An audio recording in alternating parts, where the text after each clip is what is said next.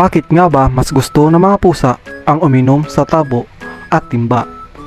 Maraming pusa ang mas gusto uminom mula sa tabo o timba kaysa sa kanilang sariling mangkok, at may ilang posibleng dahilan kung bakit ganito ang kanilang ugali.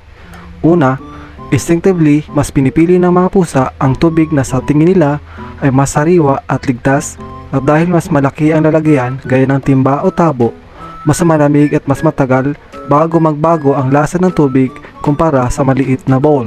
Bukod pa rito, ang mas malalim na tubig ay nagre-reflect ng ilaw at minsan ay may bahagyang galaw, bagay na natural na nakakaengganyo sa pusa na uminom dahil mukhang mas buhay o mas malinis ito kaysa sa tubig na tila stagnant sa kanilang mangkok.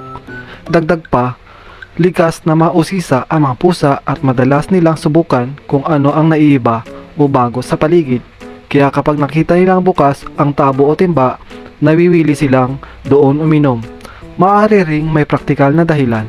Mas komportable para sa kanila ang posisyon ng ulo at balbas habang umiinom mula sa mas malaking lalagyan, kasi ayaw ng karamihan sa pusa na sumasayad ang kanilang whiskers sa gilid ng lalagyan, kaya mas gusto nila ang maluwag at malalim na sisidlan. Sa madaling salita, ang pinagsamang instinct, comfort, curiosity at perception of freshness ang dahilan kung bakit tila mas masarap para sa kanila uminom sa tabo o timba kaysa sa kanilang regular na inuman. At sa kalikasan, mas pipiliin ng pusa ang tubig na hindi basta stagnant sa maliit na lalagyan.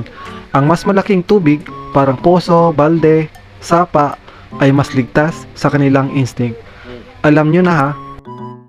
At para sa iba pa naming mga videos, please hit like and subscribe